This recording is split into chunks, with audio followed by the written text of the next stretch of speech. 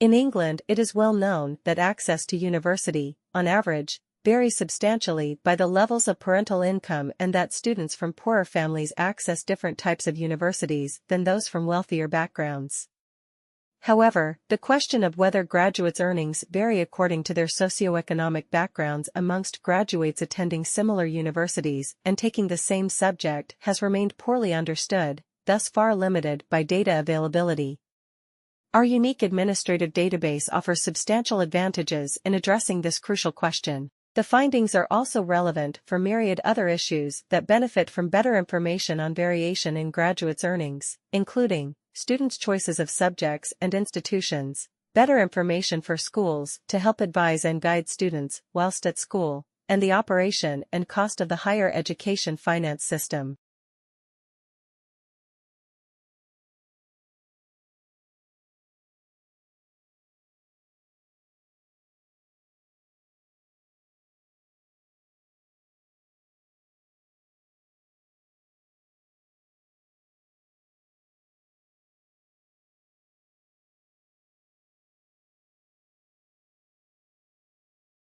Finally, this study was conducted with students who were enrolled in lower-level classes.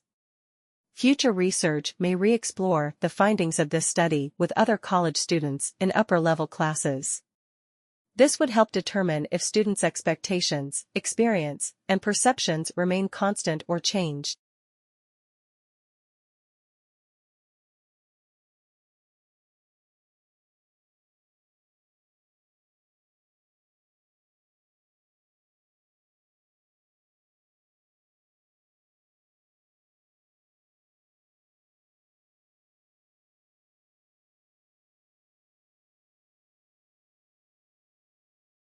Well, the banana is the first cultivated fruit. It's one of the food items that literally brought people out of the jungle, out of their hunter-gatherer lifestyles, and was there at the dawn of agriculture, which is what helped force human beings into communities. It's really one of the things that helped invent human culture. It's about 7,000 years of history, and the banana, from its center of origin, which is believed to be Papua New Guinea, spread out with people who traveled in boats across the Pacific into the mainland of Asia and all the way south to Australia.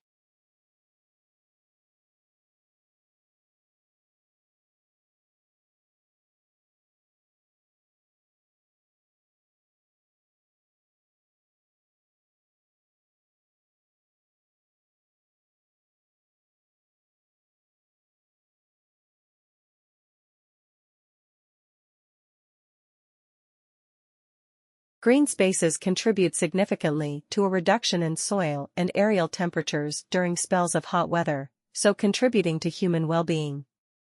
In the garden context, there is, however, little information as to what extent various types of plants differ in their cooling potential and how certain planting combinations may maximize cooling under a scenario of low rainfall and minimal water inputs.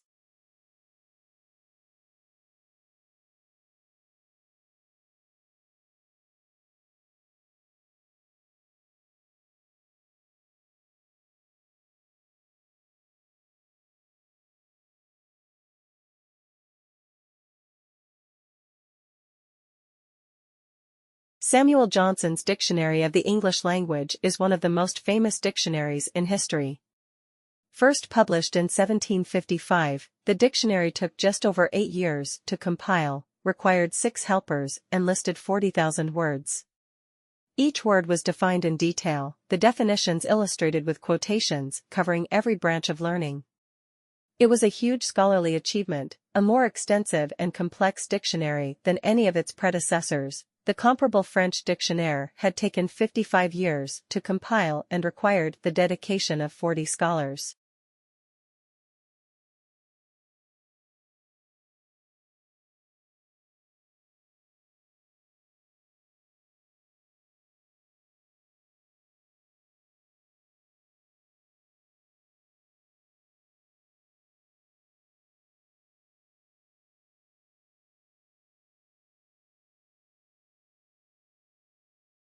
Michel is the creator of the marshmallow test, one of the most famous experiments in the history of psychology, which is often cited as evidence of the importance of self-control. In the original test, which was administered at the Bean Nursery School, at Stanford. In the 1960s, Michel's team would present a child with a treat, marshmallows were just one option, and tell her that she could either eat the one treat immediately or wait alone in the room for several minutes until the researcher returned, at which point she could have two treats.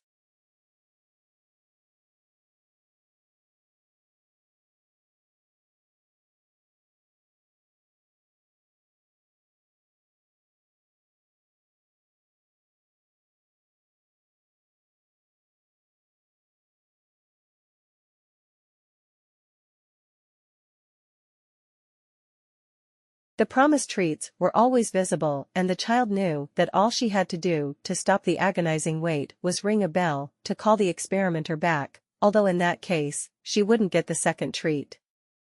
The longer a child delayed gratification, Michel found, that is, the longer she was able to wait, the better she would fare later in life at numerous measures of what we now call executive function. She would perform better academically, earn more money, and be healthier and happier. She would also be more likely to avoid a number of negative outcomes, including jail time, obesity, and drug use.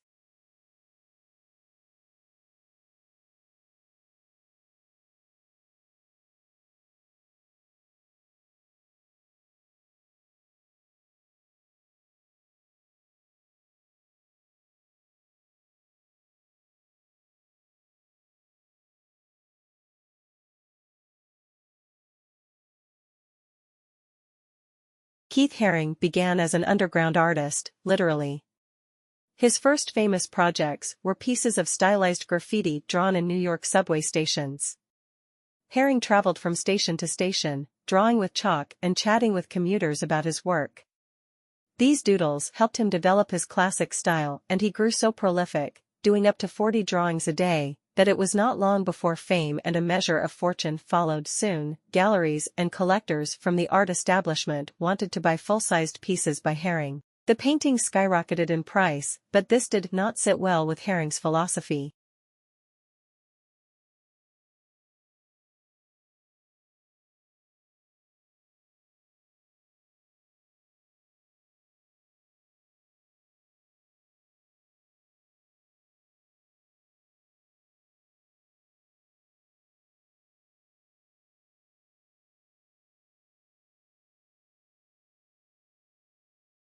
He believed that art, or at least his art, was for everyone.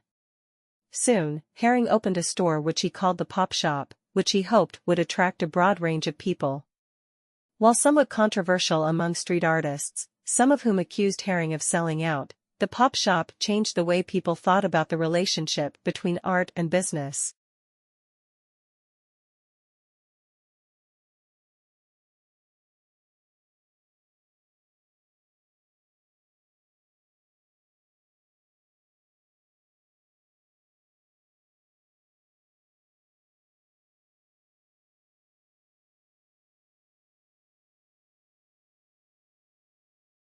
One of the questions we need to ask ourselves is, how much of the news is biased? Can we recognize bias? The fact is, despite the journalistic ideal of objectivity, every news story is influenced by the attitudes and background of its interviewers, writers, journalists, photographers, and editors. That is not to say that all bias is deliberate.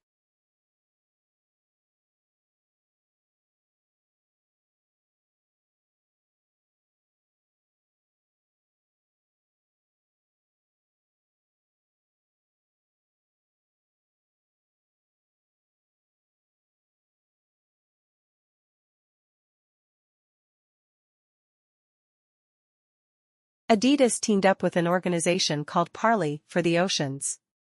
Parley goes out and collects plastic waste from the ocean. Adidas uses the plastic waste to make shoes. Shoes made with plastic from the ocean, good for the environment and good for business. Because if you know that rapidly growing consumer segment known as hipsters, and I know you know hipsters, then you know that a hipster faced with the choice between a no-name shoe and an Adidas made with plastic from the ocean will pick the Adidas every day of the week and twice on Sunday, and then walk around like it's no big deal, but look for every opportunity to talk about them.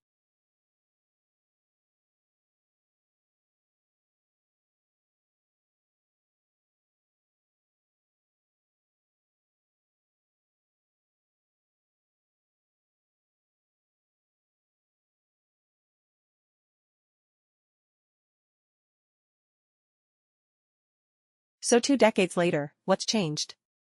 It's now widely recognized that just 20% of health outcomes are tied to medical care, whereas up to 70% are tied to healthy behaviors and what's called the social determinants of health, basically, everything that happens to us for that vast majority of time when we're not in the doctor's office or the hospital.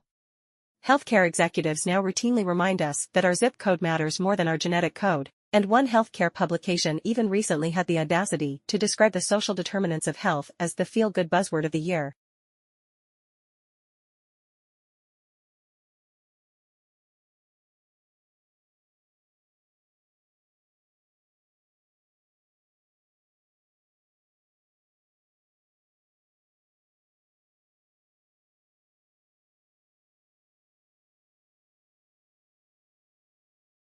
Good evening, ladies and gentlemen. My theme for this session is convergence, technology, change, and business practice. This is somewhat dear to my heart, in that I have spent much of the last 15 years involved in various aspects of technology and their impact on business, across a broad spectrum, from applications of signal processing in manufacture right through to the use of utilization data and diary applications to improve the time utilization of the sales force.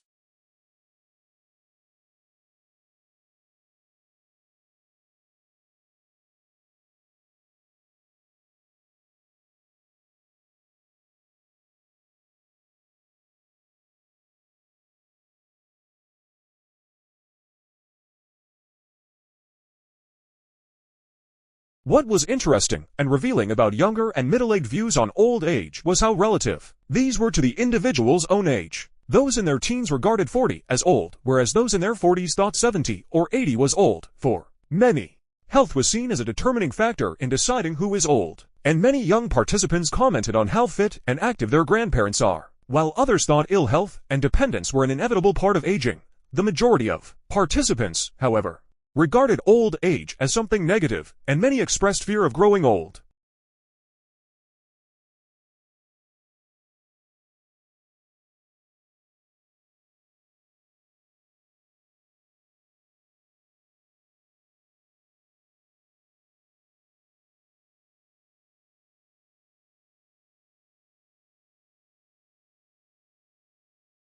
Lead-in time is the amount of time that elapses between a business placing an order with a supplier for more stock or raw materials and the delivery of the goods to the business.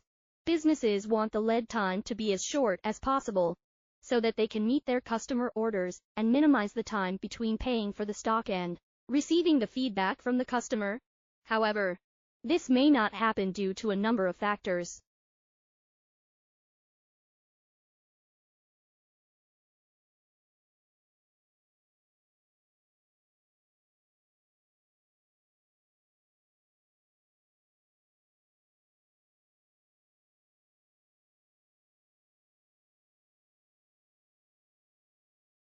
The wings of one of the latter were from 30 to 40 feet from tip to tip. 17 different species of these flying dragons have been found in the Chowk of western Kansas. There have also been found 6 species of toothed birds. Comparatively little has been done toward classifying the late finds, and the task is such an enormous one. Great importance is attached to them, however, since nothing of the kind had been found in America until a little over a year ago, and great stress had been laid by certain geologists on their absence. Another remarkable feature of the discovery was that the fossils which had been reported as not existing in this country had hardly been brought to light in one locality before thousands of tons of them were simultaneously discovered in half a dozen different places.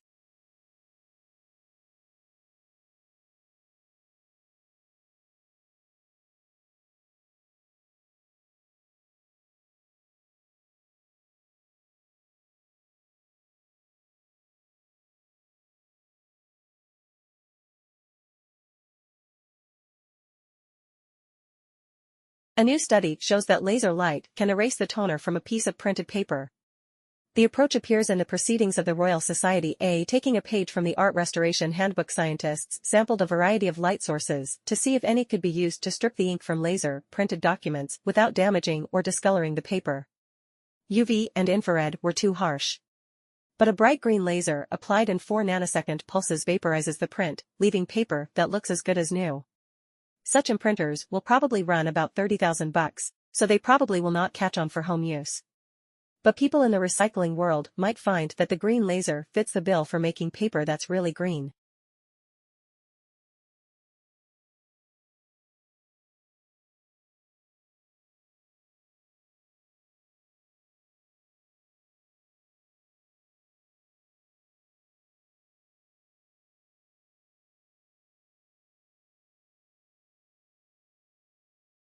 Some interesting facts about the great reptilian fossils recently discovered in Wyoming and Colorado have come to light. The bones found represent reptiles of many sizes, from that of a cat up to 160 feet high. The latter, found at Como, Wyoming, belong to the crocodile order, but the remains give evidence that the animal stood up on its hind legs, like a kangaroo. Another found in Colorado is estimated to have been 100 feet long. A great many remains of the same general class, but belonging to different species, have been collected and sent east, among them from 300 to 400 specimens of the dinosaur, and about 1,000 pterodactyls, have been shipped from Colorado, Wyoming, and Kansas.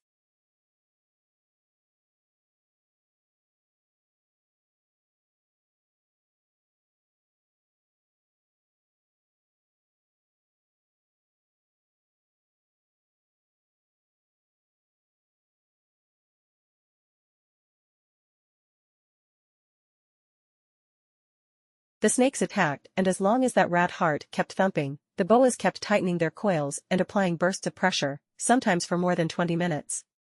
But as soon as scientists killed the heartbeat, the boas loosened up. Even captive-born boas who'd never hunted live prey paid attention to the pulse, suggesting the behavior is innate. And for good reason. The authors say constriction takes a lot of energy. And it can be dangerous, say, if an enemy strikes while the snake's coiled around its quarry.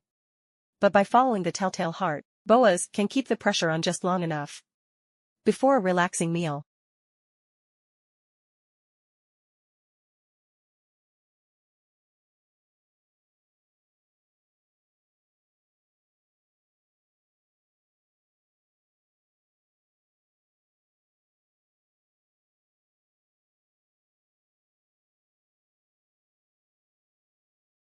The study tests what's called the hygiene hypothesis.